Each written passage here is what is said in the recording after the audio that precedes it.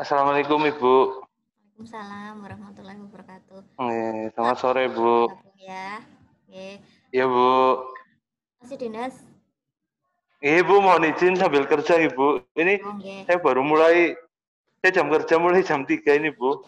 Oh, lah tadi temennya mulai jam 3 ya? Tidak apa-apa Bu, tidak apa-apa Bu. Oke. Saya ngikut teman-teman yang lain aja. Mungkin teman-teman yang lain gini. Ikut aja. Nanti kita diskusi ya Pak Irul. Nanti Ya Bu, tapi Hah? nanti saya mohon izin ya Bu ya. Saya sambil kerja ya Bu. Soalnya program operasi mulai jam 4. Oh, ada operasi mulai jam 4. Ini jam 4 selesai kok, tenang aja. Oh enggak, maksudnya kita persiapkan kan dari mulai setengah 4 Bu. Oh iya, ya sip. Nggak apa-apa. Nanti silahkan izin kalau memang waktunya udah mulai. Oke, terima kasih Bu. Nggih. Sambil menunggu yang lain, kita mulai saja nggih. Baik Ibu.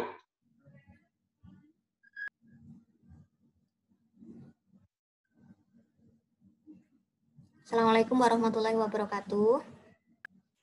Waalaikumsalam warahmatullahi wabarakatuh. Waalaikumsalam warahmatullahi wabarakatuh.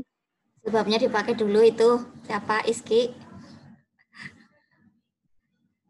Ya, kita akan membahas mengenai anestesi pada operasi di maternitas ya. Nanti yang saya akan jelaskan yang simpel aja, yang SC. Nanti kita akan banyak diskusi, terutama yang penata laksanaan di ruang anestesi.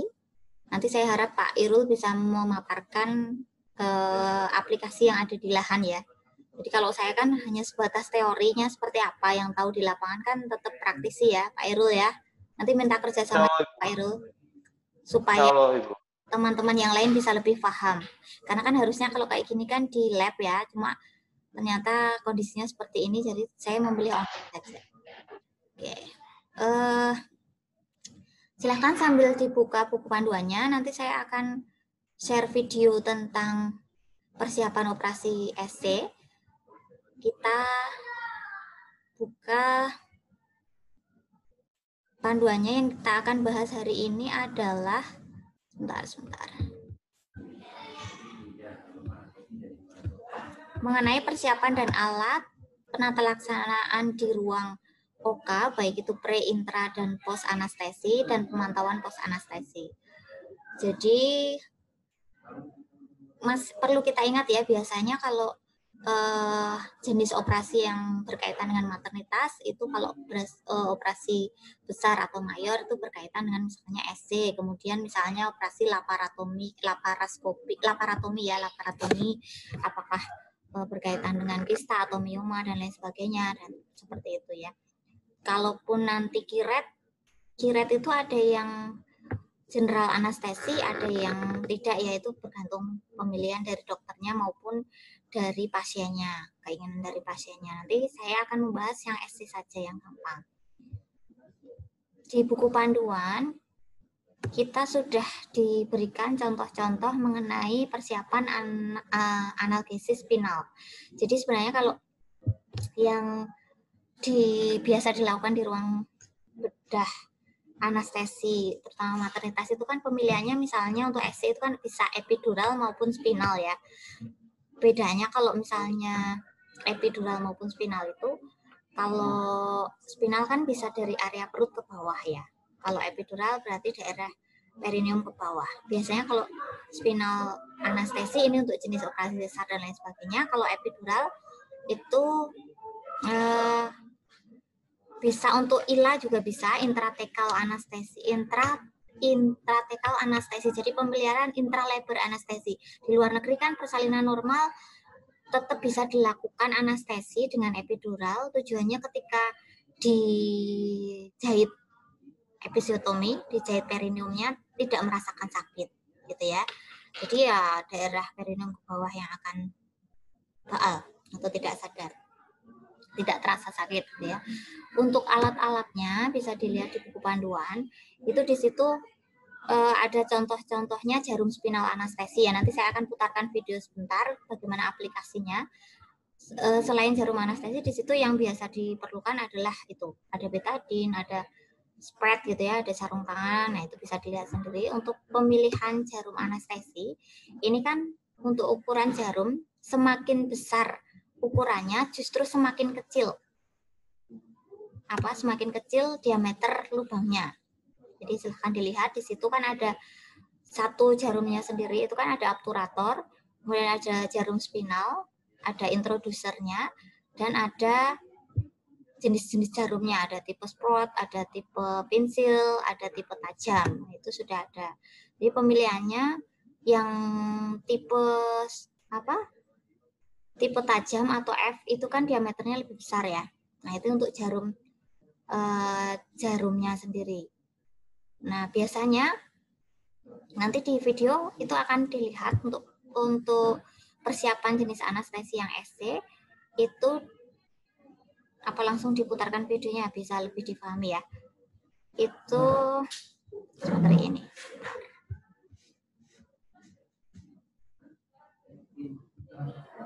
Oh, belum saya share link ya.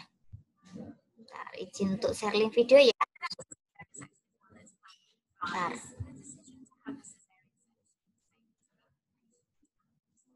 Mana ini?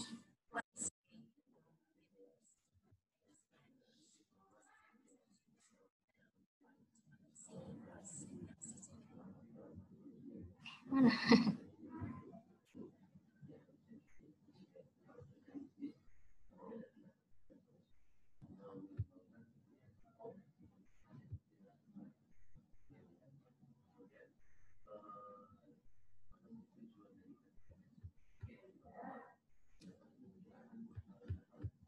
Kalau di mana Pak ruangannya Pak Irul sendiri untuk pemilihan anestesinya untuk SC lebih sering spinal apa yang apa Pak?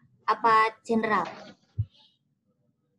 Mohon izin Ibu, kalau di rumah sakit kita sementara belum melayani SC Bu.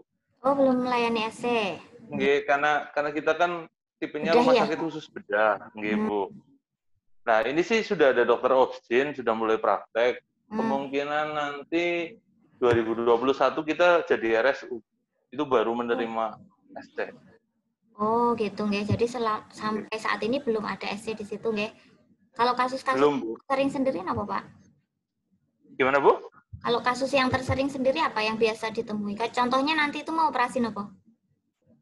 Oh iya, sore ini kita ada prostat TURP, kemudian URS ada, tumor mame ada, hemoroid ada, terus tadi yang dua ya. Ada mastektomi ada. Oh, berarti lebih hernia ke arah ada. Ini ya, keganasannya ya, belum ke arah persalinannya ya.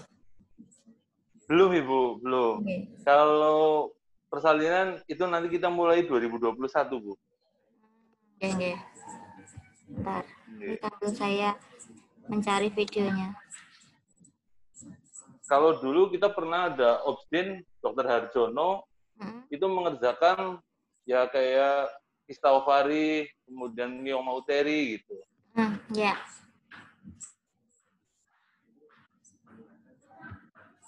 Jadi untuk SC sendiri sebenarnya kan setelah menentukan lokasinya di T10 gitu ya, rangka ke-10, nanti itu kan dimasukkan jarumnya dulu, baru disambungkan dengan trochanternya ya. Jadi ada seperti wing needle gitu ya, untuk memasukkan obat-obatan untuk anestesinya. Jadi jenis obat anestesinya belum bisa ke-share ya videonya ya, sebentar.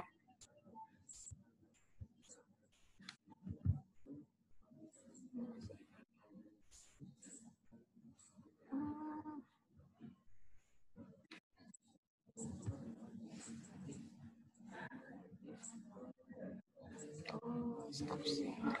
Bentar.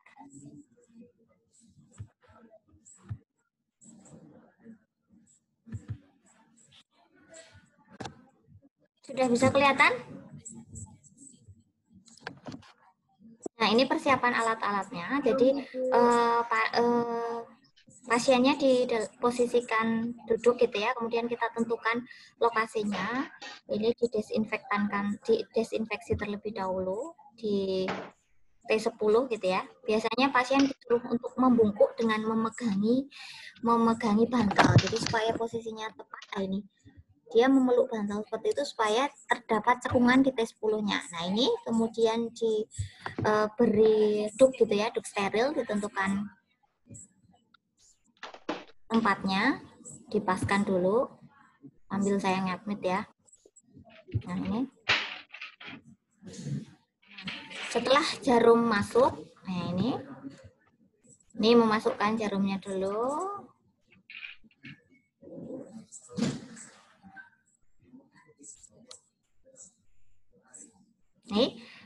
Ini dulu ditentukan dulu. Ini kan jarumnya diambil,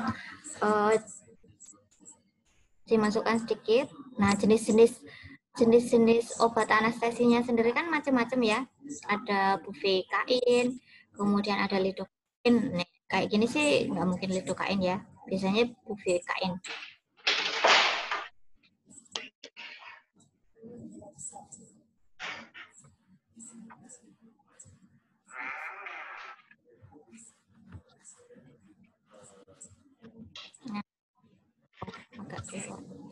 Tadi baru dimasukkan, dihubungkan dengan trochanter tadi.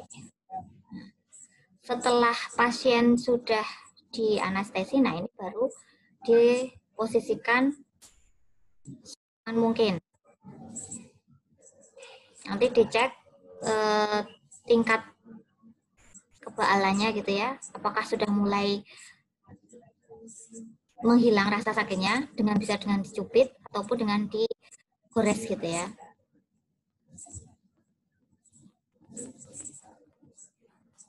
Nah, ini sebenarnya ini baru desinfektannya. Kalau di kita kan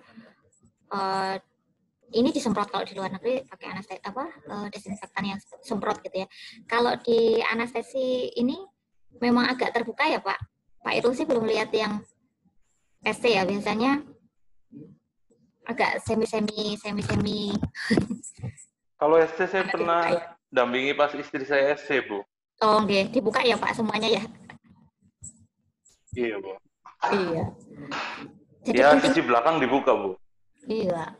Yang belakang dibuka, tapi setelah itu kan setelah didesinfektan kan ditutup dengan menggunakan duk ya di bagian area yang akan disayat. Nanti iya, Bu. Selebihnya di bawahnya ya sudah gitu kan ya, ada selimut tapi hanya sebatas kaki gitu kan ya. Iya, Bu. Nah, biasanya kalau di kita di atasnya itu kan karena ini jenis anestesinya hanya untuk memati rasakan menganestesi yang bagian bawah, kadang ditutup di bagian muka dada ke atas ya, jadi pasien tidak lihat. Kalau ini kan kalau di video ini kan semuanya dibuka ya, maksudnya pasien dalam kondisi sadar pun tidak ada sekat antara perut ke bawah dengan perut ke atas ya. Kalau di kita supaya pasien tidak teriak-teriak, ada itu, Bu. Ditutup. Dalam, oh, ini ada ya. Itu dipakai buh itu, Bu. Nah, itu. Ini dipakein ya. Ini tujuannya supaya pasien tidak terlalu terkonsentrasi pada. Iya, ada screen-nya, Bu. Iya, ada screen-nya.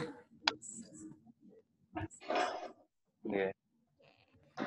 Nah, ini screen-nya. Nah, ini ditutup.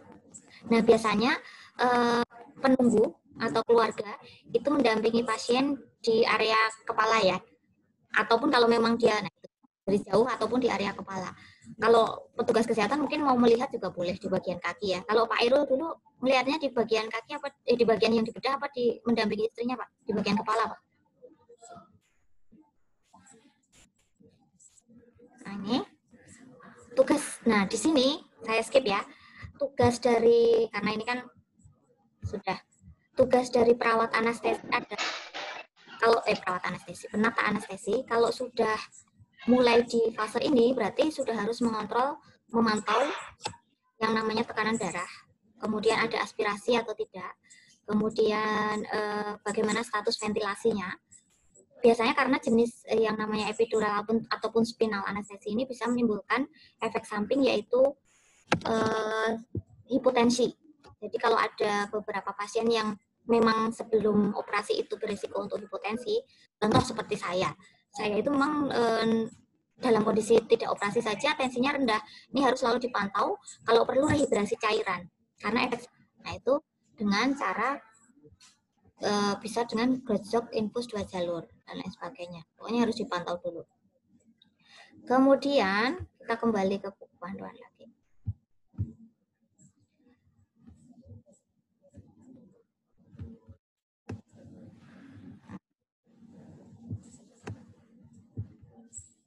Nah,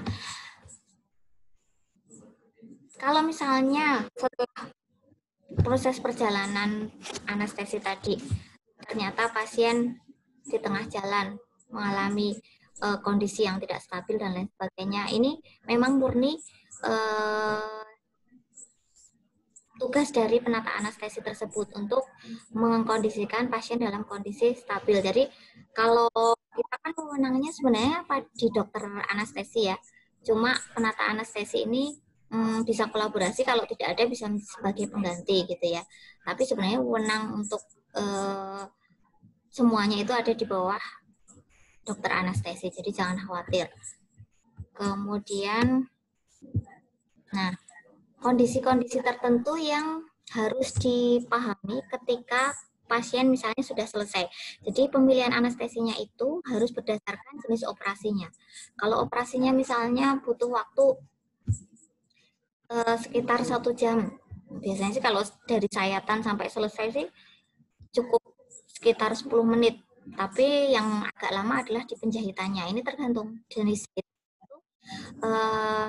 nanti tergantung dari kondisi dari ibunya sendiri. Apakah dia re-SC sebelumnya ataukah dia baru SC saat ini. Ini akan berpengaruh mudah atau tidaknya saat menjahit. Nah, ini sebenarnya bukan wewenang penata anestesi, tapi yang perlu diketahui adalah jenis anestesi yang harus diberikan berkaitan dengan lamanya prosedur pembedahan. Contoh misalnya, ada pasien yang re-SC. Re-SC dia SC yang sebelumnya itu kurang dari 2 tahun.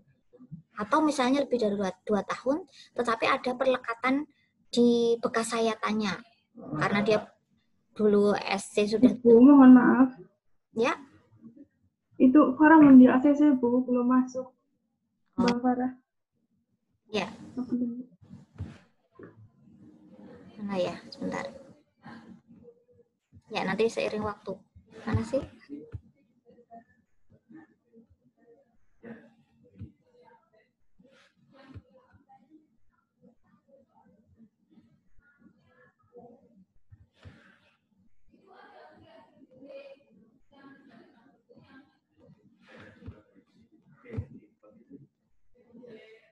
Ya ada, Mbak. Lanjut ya. Nanti akan muncul pemberitahuan kok kalau ini. Sampai mana tadi? SC, Ibu.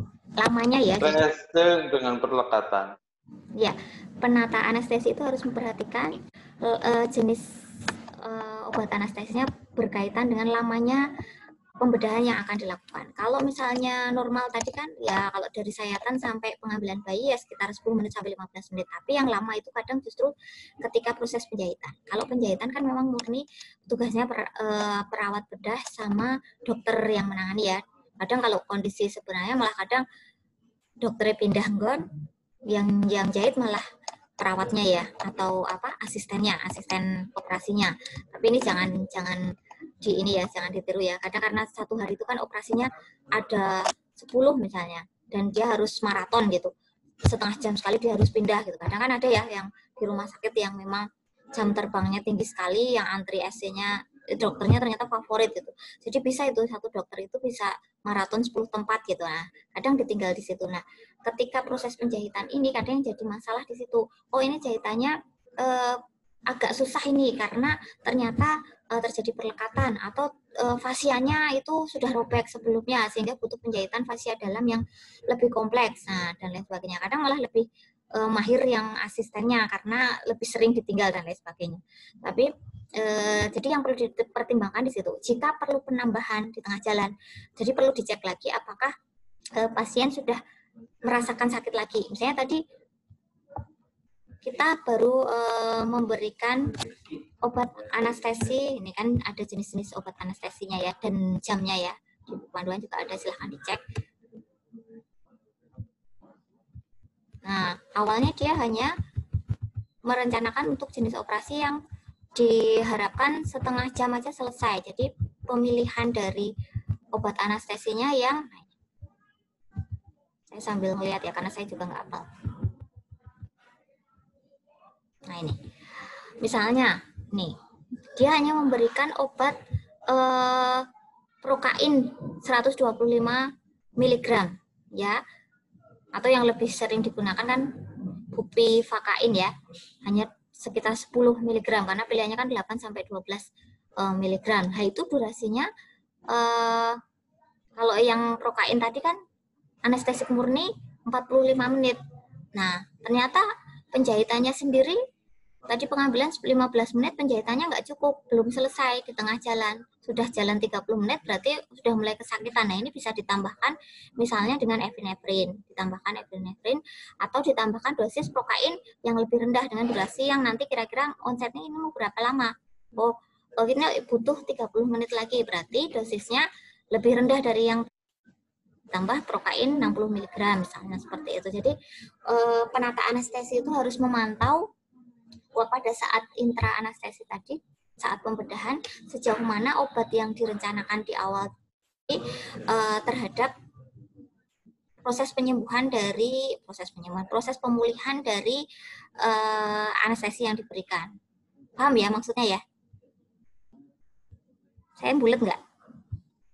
Jadi harus melihat kondisi pasien juga. Halo? Terus, Ibu, siap. Ya, yang perlu diperhatikan ketika Harnita belum di ACC Bu. gimana, ada yang, oh ya, Harnita mau masuk ya. Jadi kalau fungsinya admit sambil ngajar itu harus jadi co-host sama dia. Oke. Nah, sekarang kita akan membahas tentang apa sih peran perawat setelah pos anestesi. Jadi kalau penata anestesi. Kalau penata anestesi kan di awal juga harus melihat statusnya, di tengah-tengah juga ya. Setelahnya jika operasi sudah selesai, itu tidak harus terus ditinggal, sudah ini tugasnya perawat bedah dan lain sebagainya, tidak.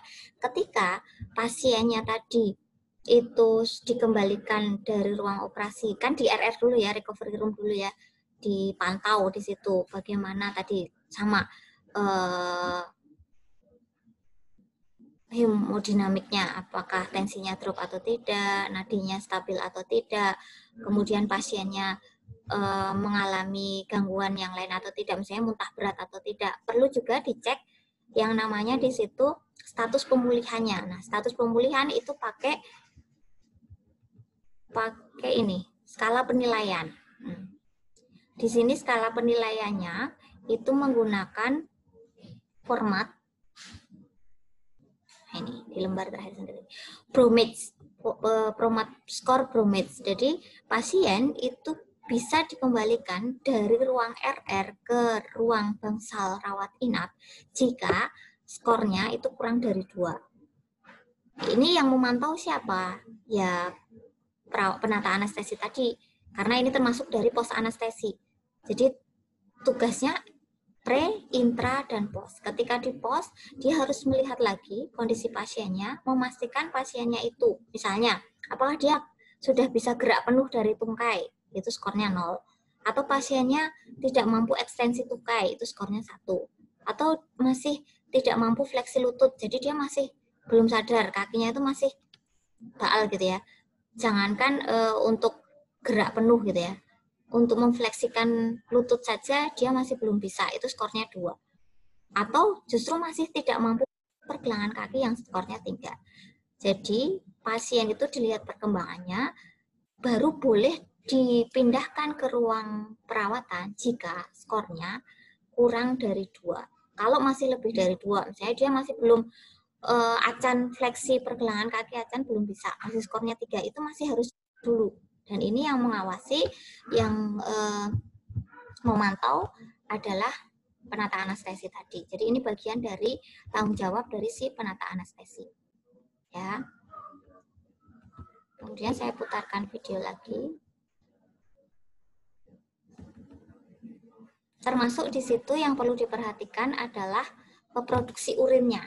Produksi urin dan terjadi perdarahan atau tidak. Jadi di pos anestesia. Kalau misalnya tadi kan efek sampingnya spinal anestesi dan epidural anestesi kan salah satunya hipotensi.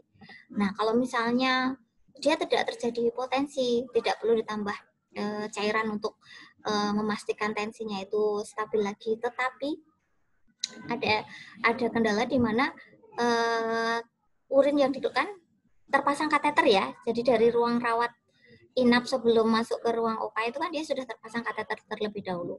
Kok ternyata urin outputnya ini tidak sesignifikan dengan jumlah cairan yang dimasukkan. Jadi kan dia terpasang infus, terpasang kateter. Masih tinggal 10 menit ya. Nanti si penata anestesi tersebut harus melaporkan kondisi ini. Oh, urin outputnya cairan yang masuk tadi 500 cc atau 350 cc. Ini urin outputnya hanya 10 cc. Lah, ini berarti kan ada masalah di pengeluaran cairannya. Ini misalnya merekomendasikan untuk nanti apakah hanya perlu diberikan penambahan cairan saja ataukah sampai diberikan diuretik di bangsal nanti. Jadi ada catatan. Atau misalnya pas di pos anestesi ini terjadi perdarahan. Oh, dipantau di situ di area anestesinya tadi, di area anestesinya dan di area pembedahan. Ini ada rembesan darah, kemudian misalnya pasien mengalami penurunan kesadaran, shock dan lain sebagainya, itu harus ada catatan. Nanti di bangsal harus ada pemantauan 24 jam terkait dengan tingkat kesadaran dan jenis perdarahan yang ditimbulkan. Ini juga tugas dari penata anestesi berkaitan dengan monitor kardiovaskuler. Jadi Anda memang harus benar-benar menguasai yang namanya kegawat daruratan, balance cairan, kemudian elektrokardiogram dan lain sebagainya untuk memantau kondisi kestabilan dari pasiennya. Seperti itu.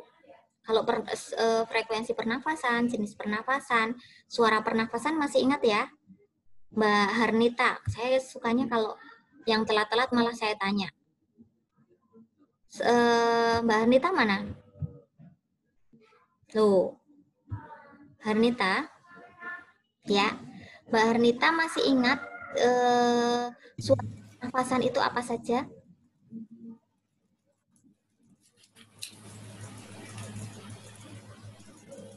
Suara napas ada 2 macam, suara napas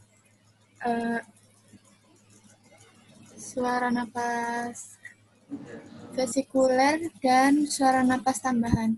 Nah, saya tanya sekarang, yang suara nafas tambahan tuh yang seperti apa, Mbak Atika?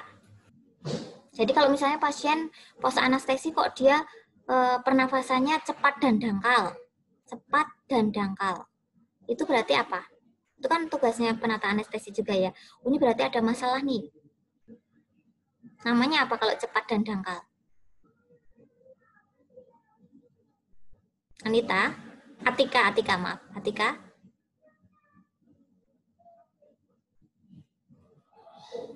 Saya belum bicara SpO2 ya kan.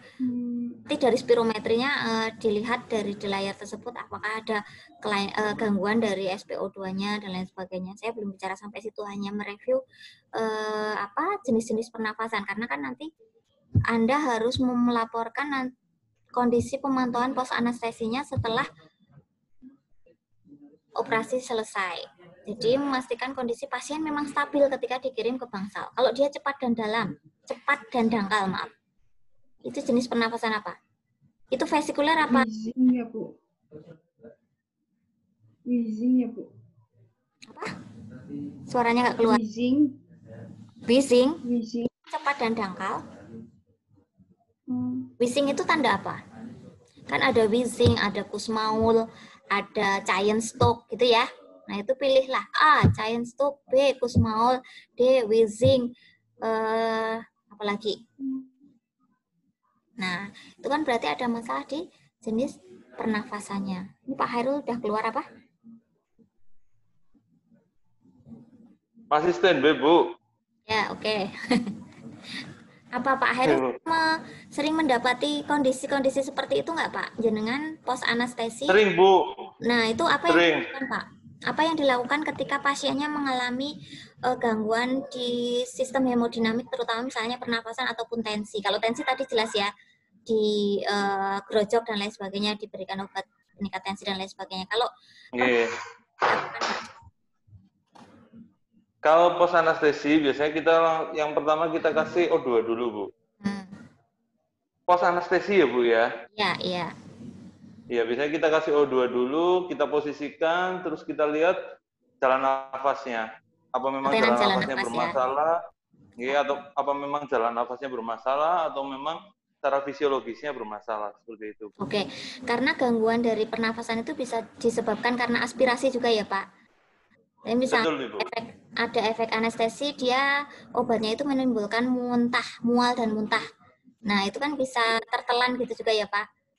Betul, Bu. Nah, itu bisa menyebabkan yang namanya gangguan pernafasan. Nah, itu bisa seperti yang Pak Erul tadi sampaikan, posisi, kemudian berikan O2, dipantau bersihan jalan nafas, dan lain sebagainya. Tindakannya menyesuaikan dengan kondisinya tadi. Nah, kalau kaitannya berhubungan dengan cairan, Pak, misalnya tadi ternyata output dari kateternya tadi di urin bagnya dia tidak sesuai dengan yang masuk. Biasanya diapakan, Pak? Kita cek dulu posisi kateternya, Bu. Apakah menekuk ataukah kateternya memang jalurnya sudah betul? Ketika memang jalurnya sudah betul, keluarannya nggak balance gitu ya, Bu ya. Nggak balance, itu biasanya ya. kita kasih obat untuk biasanya kita kasih obat untuk produksi urinnya lebih banyak. Misalnya seperti furosemid atau diuretik seperti itu. Ya, furosemid ataupun yang lainnya gitu ya. Oke. Nah, aplikasinya seperti itu. Jadi memang tugas Anda itu lumayan, menurut saya sih. Iya, lumayan susah, Bu. Lumayan deg-degan, Bu. Iya, lumayan deg-degan. Spot jantungnya itu dari awal sampai akhir. Mengancam nyawa soalnya. Jadi ini yang sudah lebih paham adalah yang di lapangan. Kalau yang belum masuk ke bangsal Oka sih masih belum punya bayangan ya. Tapi kalau kayak Pak Erul nih deg-degannya sampai selesai. Dan sehari bisa 3. Ngeri-ngeri sedap, Bu. Nah, gitu. Ngeri-ngeri. Oh, gitu ya. Oke, ada pertanyaan dari apa yang saya sampaikan tadi. Skala Bromid sudah paham ya tadi. Kenapa justru yang yang dikembalikan ke ruang rawat itu skornya yang kurang dari 2. Sudah paham ya, itu ya. Berpikir nggak kayak saya tadi, ini pemantau penilaiannya seperti apa sih kok justru seperti itu? Lebih kecil justru dia bagus.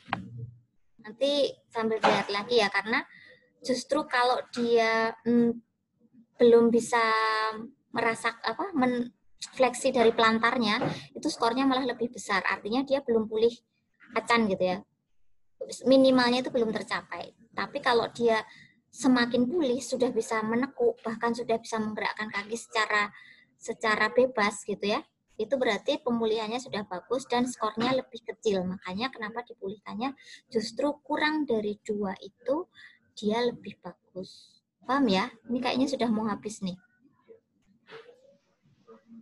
Nanti di Skalsa sambil saya kasihkan videonya ya. Tadi kan sempat terpotong di tengah ya, supaya lebih memahamkan kalian. Ini apa yang kita diskusikan tadi mungkin agak meraba-raba gitu kan ya. Ada yang mau ditanyakan? Tidak untuk saya. Romantika. Monggo Pak Irul kalau boleh live. Ini sudah mau akhir. Silakan. Terima kasih Ibu, saya mohon izin untuk siap-siap Ibu. Ini soalnya terima kasih ya Pak. Terima kasih sama-sama Pak Ibu. Matur nuwun. Assalamualaikum. Waalaikumsalam warahmatullahi. Mbak Romantika, Mbak Farah ada yang mau ditanyakan?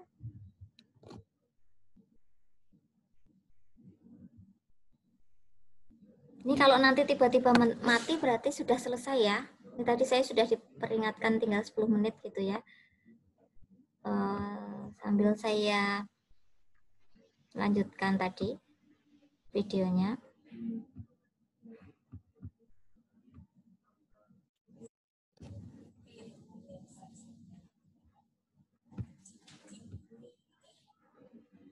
Ini yang tadi ya, saya ulang sedikit. Ini kan tadi posisinya ya, dia dimasukkan Potongannya dulu, diambil jarumnya, baru dia dimasukkan sedikit obat anestesinya, nanti bisa disambungkan ketika dia spinal anestesi ini. Nih, dengan semacam, nah ini kan, jadi karena dia sedikit, nah ini, kayak semacam wing needle gitu ya.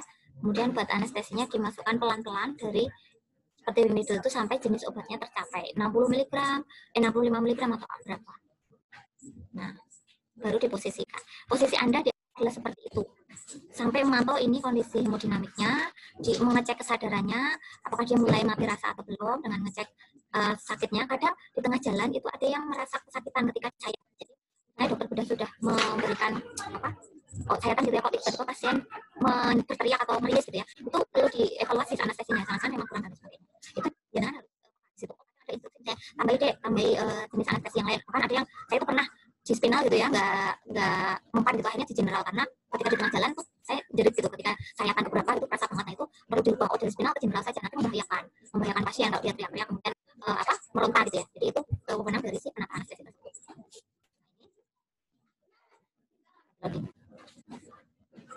Ini didesinfektankan dulu, nanti lagi ya. Nanti dibuka itu area perutnya ya, kemudian diberikan drip, jadi memang agak sedikit horor ya kalau di ruang buka itu. Saya appreciate kalau ada penata anestesi yang perempuan ini untuk melindungi privacy kita ya, karena di situ kan benar-benar dibuka lebar ya.